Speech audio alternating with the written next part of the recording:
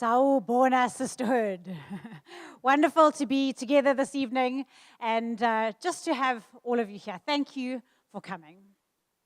If you knew that you were running faster than love could catch you, would you slow down? If you knew you were running faster than love could catch you, would you slow down? When we were little, we used to play a game called Kissing Catches. There's a little girl in the room. Don't want to give you any ideas. Don't you look at me past your mom. And I had an older brother, and he had one or two rather dishy little friends. And when some of the boys were on, I would run as fast as I could. But when one particular boy was on, I would just oh, my shoe. Oh, I tripped, sorry. Oh, you caught me. Oh, again. Because it's good to be caught and kissed, right? Sometimes we forget to slow down so that love can catch us. Because it's important to slow down if you want love to catch you. We need love. We wake up every morning wishing that we were loved, wanting to be loved, wanting to understand love more. And yet so often we're running too fast in our heads, in our lives, for love to catch us. I wrote this a little while back, a couple of years ago. My darling daughter touches my back, and I recoil in irritation. She's asking gently if I'm okay. I'm not, but I brush her off annoyed. Why? I'm living in my head, in my thoughts, and her touch is the intrusive touch of reality. It is a whispered, come down, come down, come down out of your head, out of your thoughts. Touch earth. Turn around and touch the girl. Feel the material world. There is love to be received. People you could reach out to. Would you slow down, simmer down long enough for love to catch you? So often we live in the fixations of our personality, and we allow our egos, our need to be something to drive us faster than love can catch us. And we're living in our heads. We're running after the desires of our hearts. We're running after our fears. And it's not just the tasks, the busyness of the tasks in our diary. It's not just the busyness of the demands in our lives, but it's the busyness in our head that makes it impossible for love to catch us. Sawubona Sisterhood is about seeing others, and it's about being seen. It's about allowing ourselves to be seen. Because it's only when you're caught and kissed that you get to run after somebody else with a kiss to give. That's how the game works. It's only when you're caught and kissed that you have a kiss to give to others. Love has a pace, I'm learning, and it's slower than we think. To be available to love, to receive it and to give it, is a slower pace than we think. And we're going to be talking tonight about the pace of love, living at the pace of love, slowing down and becoming present enough to receive love and becoming present enough to give love. We want to see the one that sees us. We're going to start tonight with a story because I love story time. You're welcome to close your eyes if you like. You're welcome to keep them open. But will you come with me to an ancient Samaritan village called Jaci? Not a town really, more of a village. The houses are single story, flat, the color of the dust, flat roofs. And for some reason, Jesus has decided to walk through Samaria on his way to his next area that he's going. And it's just after midday, and his disciples decide they need to go into the village to get some food for lunch. But Jesus, he decides to stay behind at the well that's just outside of the village. His disciples are used to this. Jesus takes every opportunity to be alone with his Father. He seems to punctuate his ministry with moments of alone time, moments to recalibrate and make sure that he is in step with the I am. And so they go off into the village, and Jesus is lying in the shade. And suddenly he sees a woman coming up out of the village. And she catches his attention. It's curious because it's just afternoon. and she's alone. Normally, women don't walk to the well alone. It's dangerous to be out of the village on your own without anybody to protect you, to see if something happens to you. And it's hot now. And she catches his attention, and because he's slowed down to the pace of his father, he starts to recognize that there is a change in the atmosphere. There's something about this girl that's caught his attention, and he watches her walking up. And he realizes she's not in a hurry either. This is not an emergency. This is normal for her to come at this time of day on her own to fetch water. And his heart starts to beat a little faster as he realizes this is going to be a God moment. And she walks up to the well, and he wants something from her. There's something in her that he wants. There's a thirst that is awakened in him as he looks at her. And you'd be forgiven for thinking, perhaps this is a man looking at a woman, but it's more than that. It's different from that. But there is something in her that he wants. And he stands up and takes a step out of this shade and says, I want something from you. Would you give me a drink? And she gets a fright because she wasn't expecting him. She didn't see anybody in the shade. And she responds with her first line of defense, which is space, to step back. Is she in danger? But it doesn't look like it from the look on his face. And so she takes the time. He's given her his attention, and she stops and gives him her attention. And she looks at him, and she realizes, this man is a Jew. It's inappropriate for a man to be speaking to a woman. It's completely unheard of for a Jewish man to be speaking to a Samaritan woman. And she points it out. She says to him, you're a Jew. I'm a Samaritan woman. And it's full of the subtext of, why aren't you treating me like a dog? And Jesus, he looks at her and he starts to smile. His heart is still beating really loud.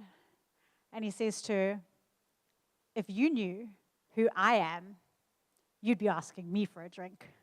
And he says it funny like that. Not if you knew who I was, but if you knew who I am, you'd be asking me for a drink.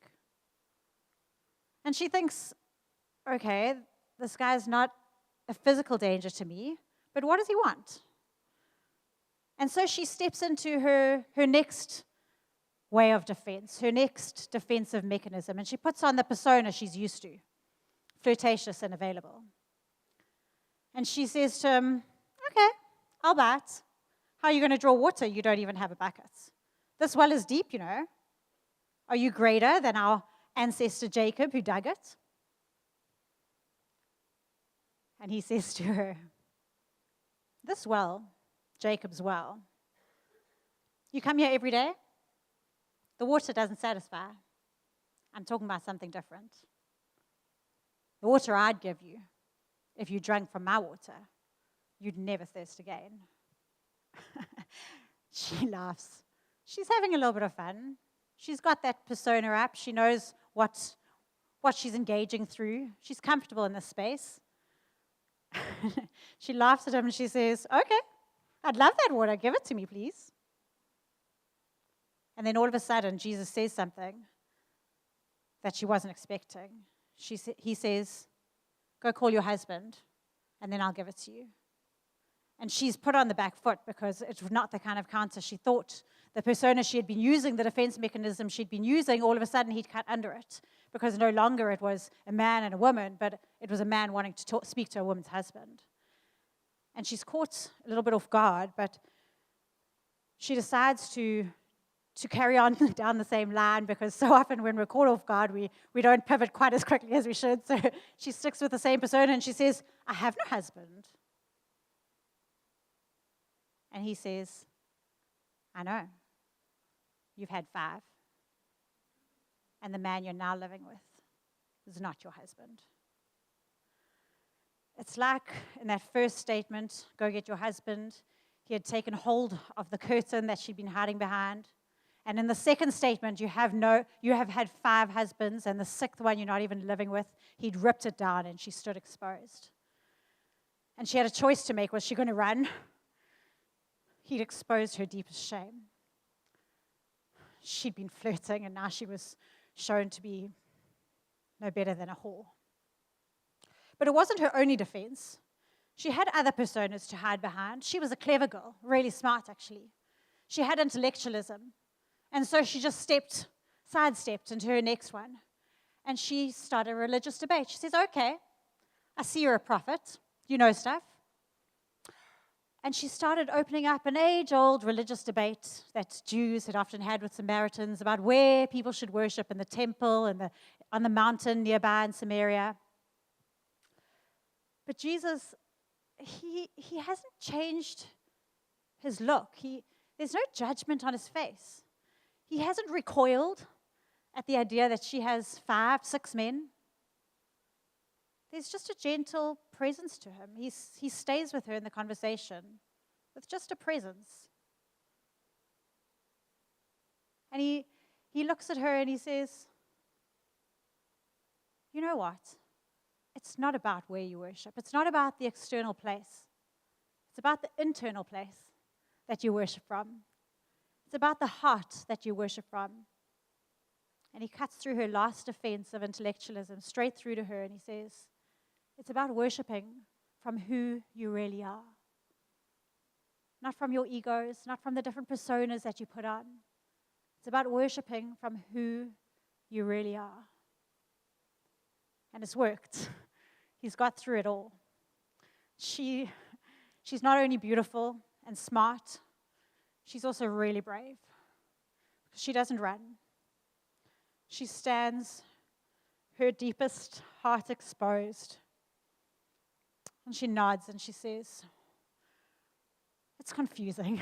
I don't really get it. But one day, there will be an anointed one sent from heaven. We've been promised by God that one day a Messiah will come. And he'll explain it all to us. He'll be able to know us and who we really are. And he'll be able to reach through to us. And in this moment, she's looked down, and he longs to reach out and touch her face and lift her chin to look in his eyes, because he's been given the go-ahead from heaven to tell her something about himself he has never told anyone before. And his heart is pounding, and gently with his manner, with his gaze, with his voice, he manages to get her to lift her eyes, and he says to her, I am he. I am the anointed one that you have been waiting for. I am he. And she's looking at him, looking at her.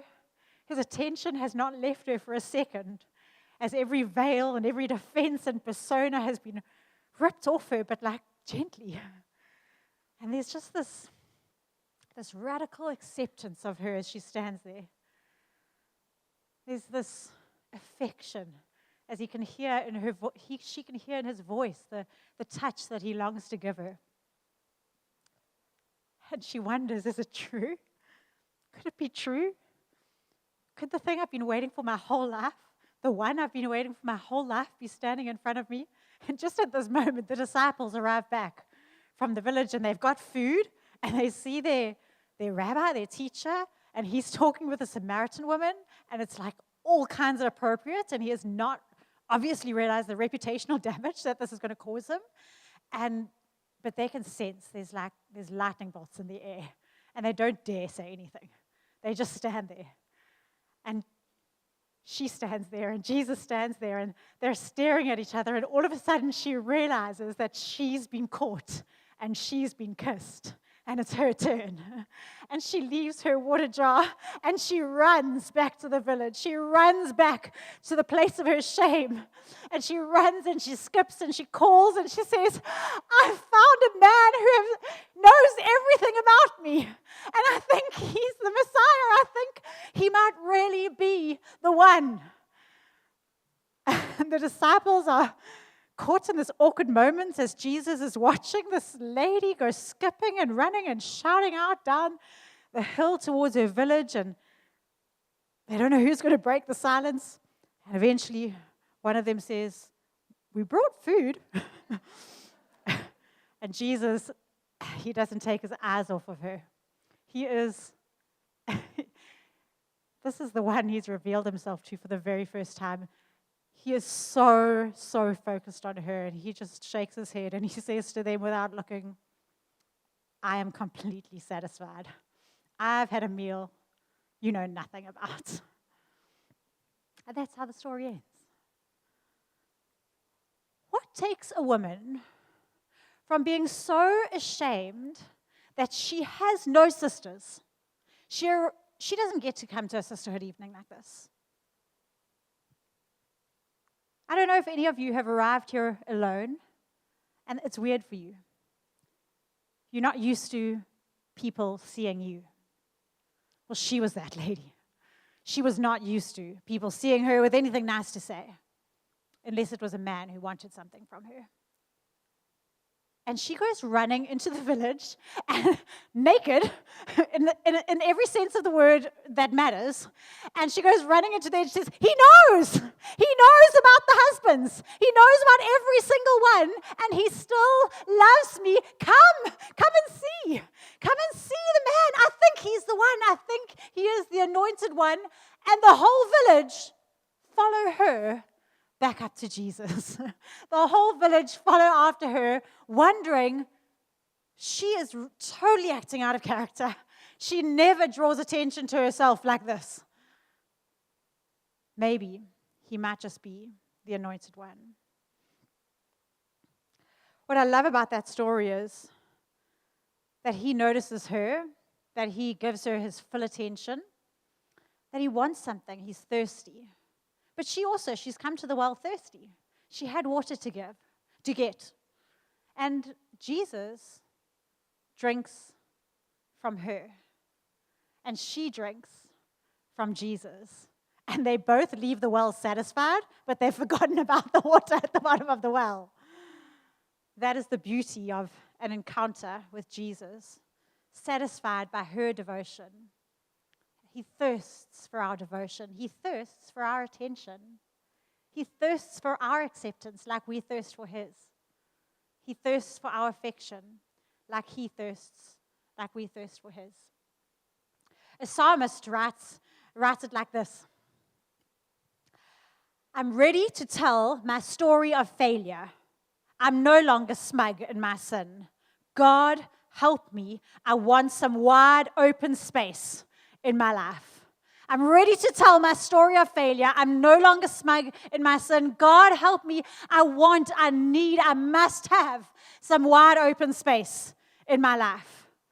And she had got to that point. I'm ready to tell the stories of my failure. It doesn't matter. I'm so desperate for the wide open space. I'm so desperate for the connection, for the love, to be connected with God, to be connected with others. I'm so desperate to be living in a life of love and of wide open space that I couldn't care less who knows about my failures. I'm no longer smug in my sin.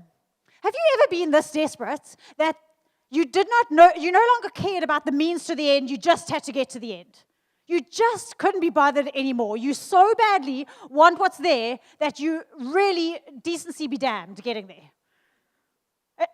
I gave natural birth, and that experience, it was like that for me. I remember having a gown on forwards and a gown on backwards. I don't know why they were putting so many gowns on me. And whatever else, what's this thing called? Pressure, blah, blah, and all those things. And the straps over here to measure the contractions. And I remember just that moment being like, get it off me. Like, I'm trying to have a baby here. Can you just get all of this stuff off of me? I've got somewhere to go. And I remember the nurses being like, well, we've actually signed a thing and you have to fill in a form when you leave the hospital that says, the nurses really respected your privacy. I'm like, I could not give a stuff right now. Privacy be damned. I have a baby to have. You know what I mean? Just like I have somewhere to go, and I really, really don't care anymore, other than that I get there. And she got to that place. And are we hungry enough for a life of love? If you knew that you were running fast enough, too fast for love to catch you, would you slow down? It cost her a lot, hey? She was very exposed. It's not easy to receive love. It's not easy. It's not easy to give love. It's easier to live in the defenses of our personas and our egos and those identities that we create for ourselves. I want to talk this evening about 3 things. Take 3 points out of the story of what love looks like, what it is. To walk at the pace of love, we need to have time to see the attention that they gave one another. We need to have time to hear, to really know a person, to radically accept them. And we need to have time to touch, to show our affection, an unrestrained affection. And those will be our 3 points for this evening. So if we just look at the first one, I love the fact that Jesus would have seen her coming, that she had to walk a long way to get there, and that he would have been thinking how he was going to engage at that moment, because he was ready for that. He was present in the moment. And being present in the moment, he looked at her and he prepared for his engagement with her. So often we are so busy that we give ourselves no time to prepare for the people that we're going to see. We rush, we set our diaries meeting to meeting without the margin in between of time to prepare for what we're going into and time to prepare when we come out of it. That we want to be present actually before we see people. We want to be present in the moment, actually there. And we want to be present afterwards so that we can remember what was discussed and put whatever needs to happen into play. I remember when our kids were young, I found it very demanding for my attention when I would arrive home. And so I would stop in the driveway and take a few minutes to change gears and to be present so that when I walked through the door and my children scrambled for my attention, I would be there. I wouldn't be in the meeting I just come from, but I would be present in the meeting that I'm in the engagement that I'm currently having. To walk at the pace of love means having the time to see, thoughtful attention, thought going in, thought coming out.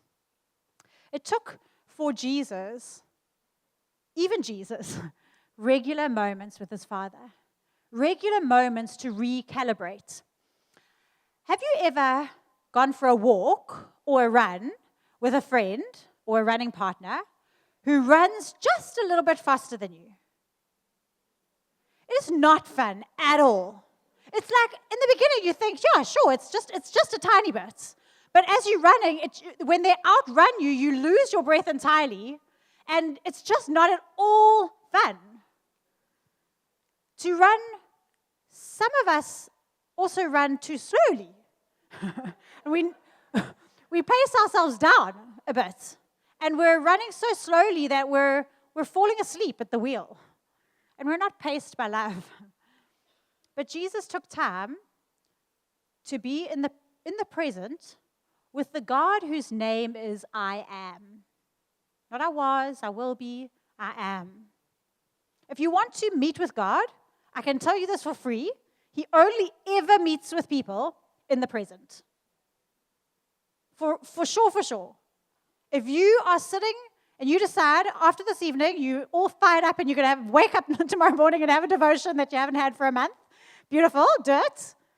I'm telling you now that if you are in your day ahead or in the evening past, he's not there.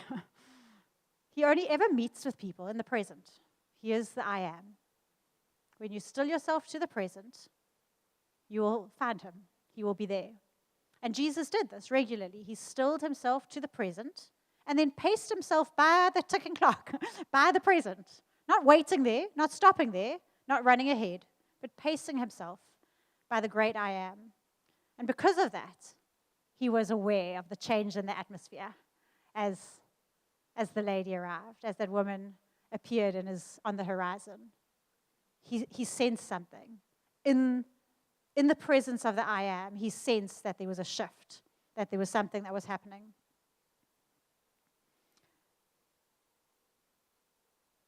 Love has a pace. Attention takes time to see.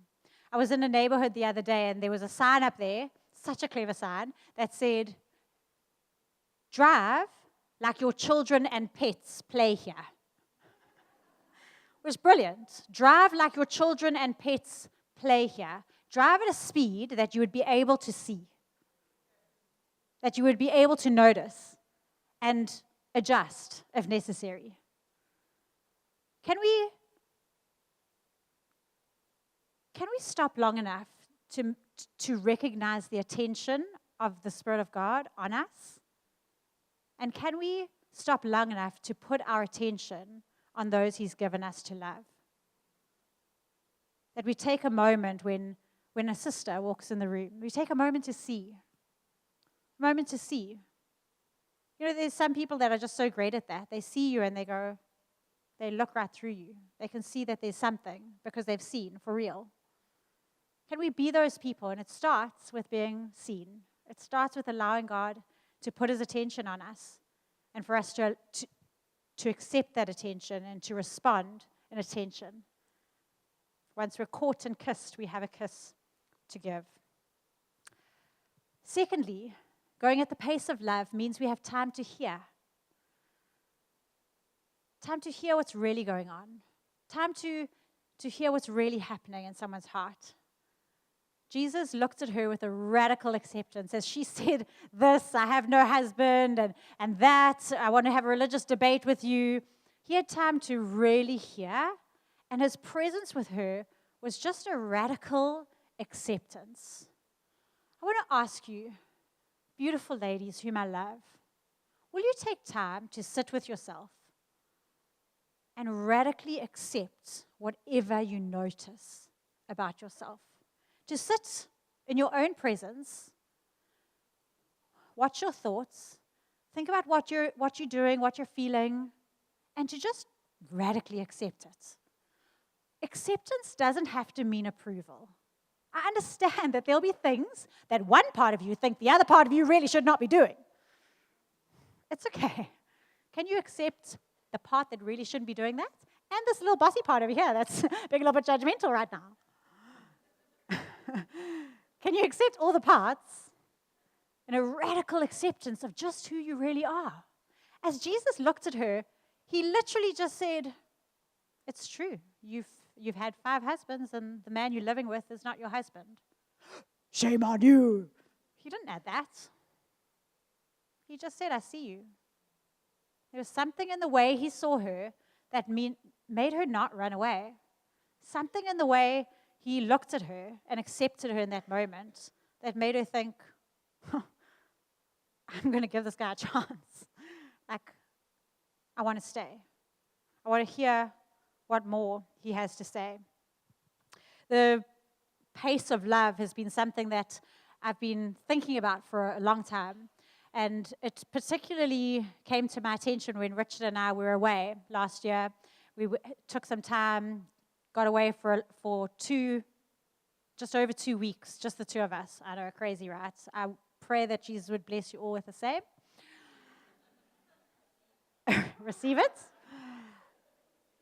And the point was a recalibration. Just like Jesus would recalibrate Himself regularly, we like a little bit worse machines than Jesus, so we needed a long recalibration time. And while we were recalibrating, we were taking a walk on this beautiful, long beach, and we saw this guy walking towards us. And he looked a little bit like Jesus, like he had the long hair and the slops, and we were just like, hey, babe, Jesus is here on this beach. Like, how cool. I knew there was something special about this place. And as he walked to us, like, there was just such a cool presence about him. Like, he was just like there, you know, I'm just in the present. I don't have to change everything. I don't have to force anything. I'm just here. And we watched him, and he walked past, and I noticed that his footprints in the sand were really unusual. The marking that he'd made was weird, because normally when I walk, like, I can sometimes scuff the sand because I'm like marching. Can you tell? Heel first, marching, and then put my foot down. But he had a scuff mark between his 2 footprints, but the scuff mark was just before the foot went down. And I tried to imitate it for about 5 days. It's like, I don't know how do people do this? And every day he would walk on the beach, and every day there would be these same markings that, the footprints of Jesus. He has been here this morning. We're just missed him. And eventually, I realized what it was, that he was walking at such a chilled pace that his slop was falling off his foot just before he put his foot down. So his slop would catch the sand before he did. And I've just been thinking about that a lot and realizing that going at the pace of love allows things to fall off us, like in a cool way. As this woman stood there at the well, she took the time, as Jesus, the veil, like, naked again. She never ran, like she stayed in that moment. She was brave enough to stand. She was brave enough to be present, and she took the time, and it was a slow enough pace that things could fall off of her. And I wonder if we'll take the time in that moment of the tension of heaven on us to just let things fall off of us as we are radically accepted for who we are, that things would just fall off of us.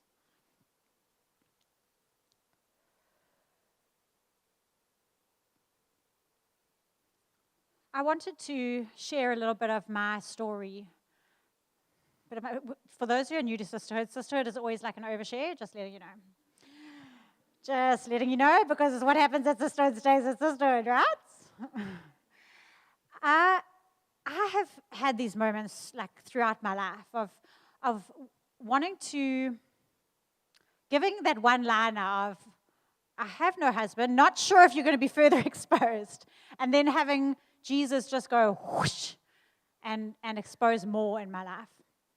I remember one not too long ago where there was like, if my life was a garden, there were this molehill, and I would like pat it down, and it would keep popping up somewhere else. Not helpful, because I'm supposed to be a pastor and stuff. It's not helpful to have molehills in my garden of my life. And I was like a little bit embarrassed about these molehills because they were persistent and it just kept coming up. So I decided eventually to allow someone to put their attention on it. And so I went and spoke to somebody.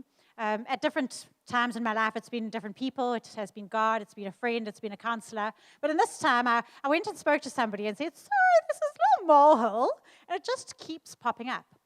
And he very kindly, I thought he would come with like a trowel. There's like little mini spades to dig up the mole. And instead, he came with a bulldozer. And within days, my life looked like a rubble heap. And I was so embarrassed. I was so ashamed that he'd been managed to take this molehill and like up in my life, make me look like, it's just so embarrassed, so ashamed. Because we all have these things in our lives that are not of God. And I want to be able to, with you, tell my story of failure, not be smug in my sin, because I want that wide open space. I want to live a life of love. I want you to have permission to live a life of love too. I want you to know that it's okay if there's molehills that might just require foundational treatment. It's okay. Jesus said to her, you've had 5 husbands, 6 men. 6 in the Bible, it's a very relevant number. It's the number that is used throughout Scripture to represent fallen humanity, man.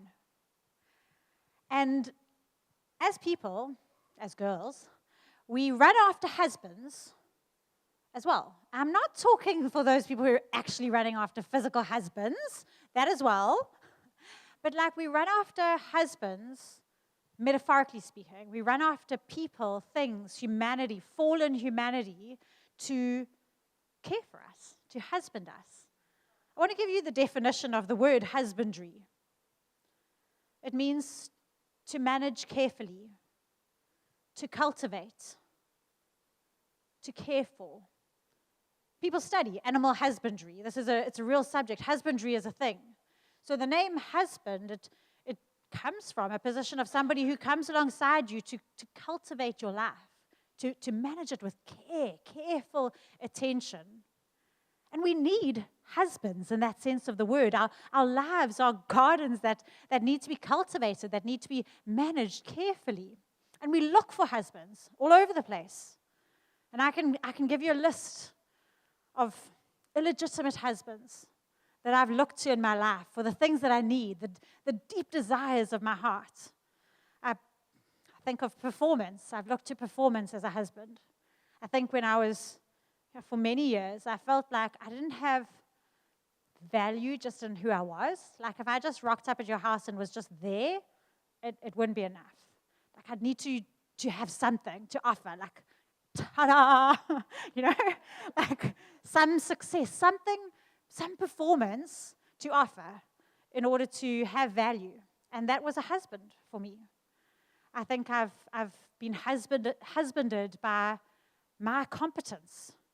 I remember hearing jokes about women being a ball and chain, and I thought, I'll never be that. I'll never be a handbrake. I'll never be a ball and chain. I'll be capable. I'll be competent. And so when I feel weak or I've been injured or there's something in my life that's made me feel like I can't contribute as much or more than the person next to me, even if that person is my husband, it has made me feel like less than, I've allowed these things to husband me. I think at times I've allowed chocolate to husband me and cups of tea and glasses of wine to protect me, to make me feel cared for, to make me feel like I'm in the moment, like someone will look after me. We all are driven by desires and by fears. We're driven by the desire to be loved, to be seen, to be valuable just for who we are.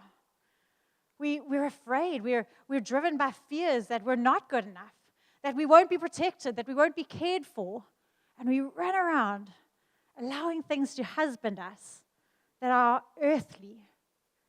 And Christ comes to this woman as he has come to me as the seventh husband, the perfect husband. 7 in the Bible is the number for perfection.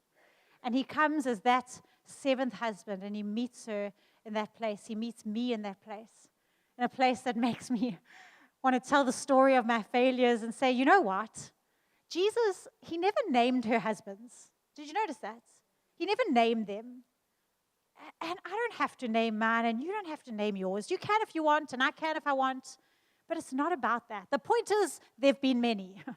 That's the point.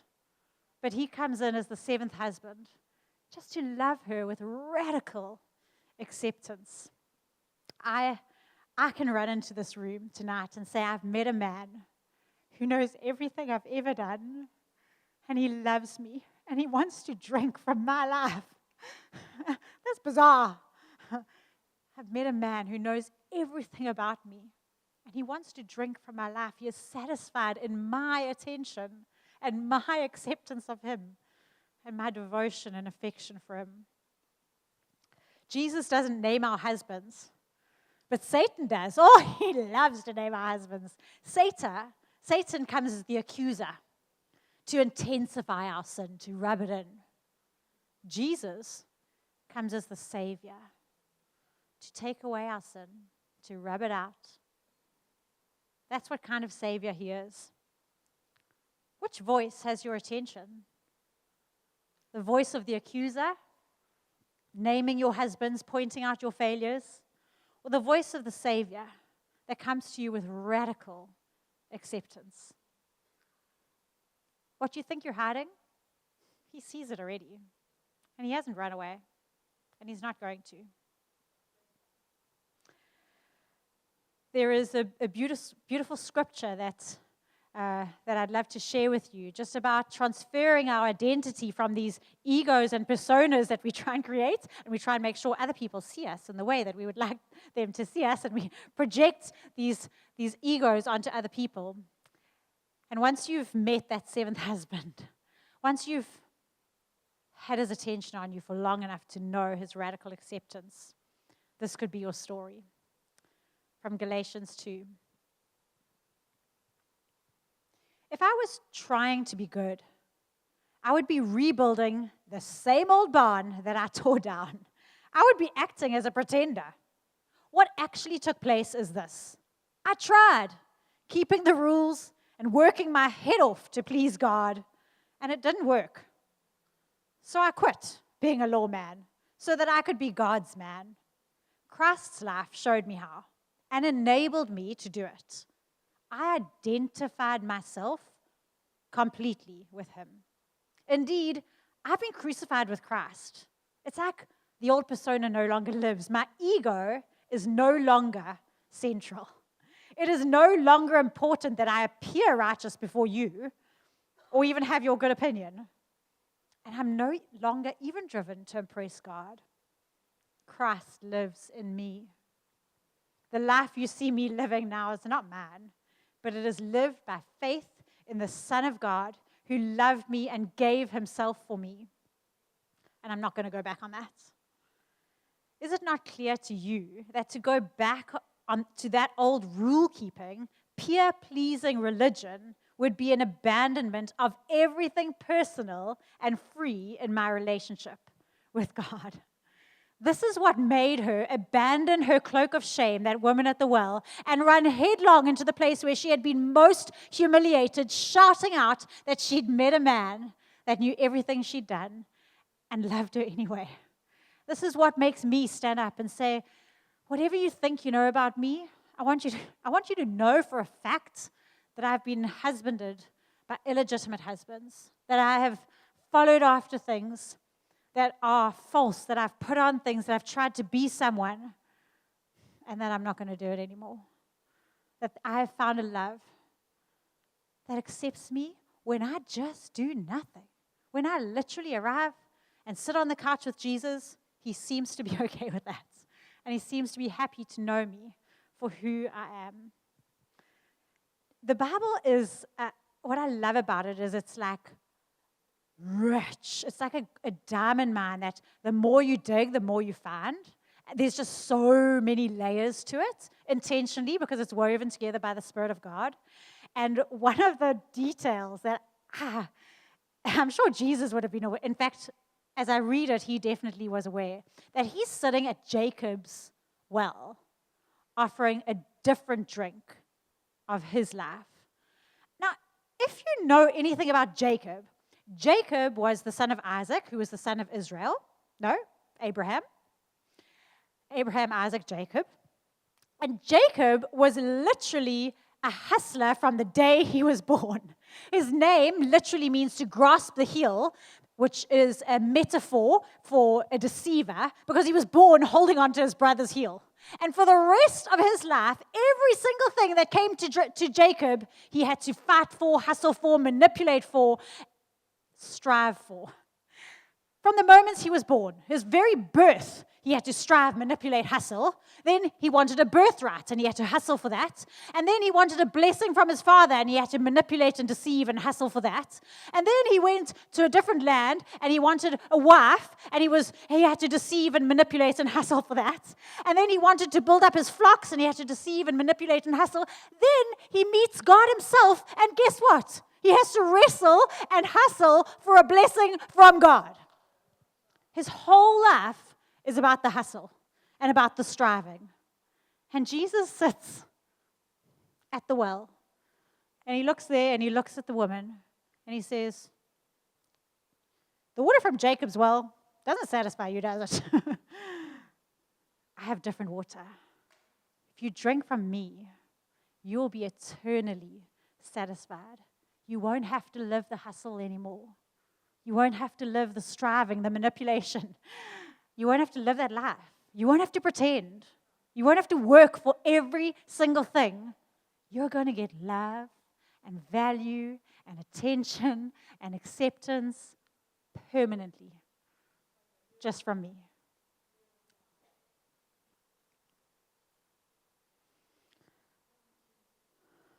We want to be sisters, girls, women, mothers that accept others this way. A radical acceptance.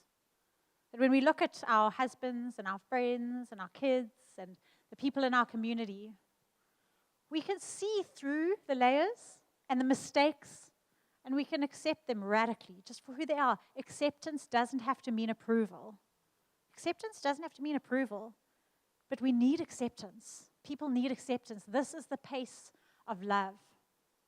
Slowing down long enough to hear what someone's really saying. Then thirdly, we need to take the time to touch. The time for affection. As Jesus longed to just tilt her chin so that she could look in his eyes. And as they stood there looking at each other, just the affection flowing between the two of them as her brain just clicked over like, could it be? Could it be? What would it mean if it was? Oh my gosh, what has just happened? And him just looking at her, watching those cogs turn and thinking, I can't believe I've done it. The moment has come. I've revealed myself, and I really hope she accepts me. Just that affection in that moment. And his disciples looking at this and being like, oh, what is going on? I'm pretty sure we're not supposed to interrupt.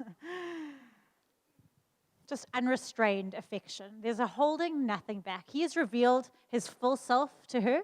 Everything about himself he's revealed to her. He's seen everything about her. And there's just this affection, this drinking of each other. And it's a beautiful moment. There is a pace to this, right? There's a pace to touch. We know that it's dangerous to touch things that are moving too fast, to touch cars that are moving, touch treadmills that are moving too fast, to touch merry-go-rounds that are moving too fast. We get hurt. And when we're moving too fast, when people reach out to touch us, they get hurt. When others are moving too fast and we reach out to touch them, we get hurt. There's a pace to love. There's a pace to getting touched and it being okay, us being ready for it.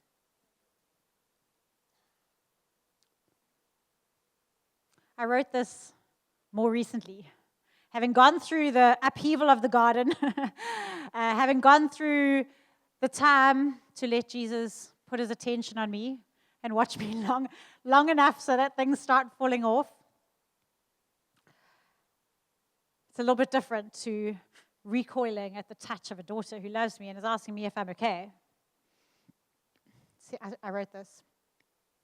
I feel less defensive and yet less in danger than I've ever been. I'm like a chick that has been living in the shell for so long. Connection has been exhausting, even with those closest to me. Finally, I've broken through the shell. There's still parts of it sticking to my feathers, but my overarching disposition is one of openness. Connection is easier. I'm less defensive, but I don't feel less protected. When Richard holds my hand unexpectedly, I'm available. When I'm touched unexpectedly, I'm available. I'm praying for this for all of us as a sisterhood and as women in this community, that we would slow down long enough to let love put its attention on us, let God put his attention on us, to recognize his radical acceptance, to feel his affection, and to be able to go out into the world as women who see others, who can walk out and say Sawubona as a general greeting, because it's truly what we mean when we say hello. That we can look at others and say, I see you. I see you. I've taken time. I've prepared for this moment. I'm prepared even for the unexpected because I'm walking at the pace of the I am and walking in the pace of the present. And so the unexpected is not a jar that brings me to reality because I was already living in reality.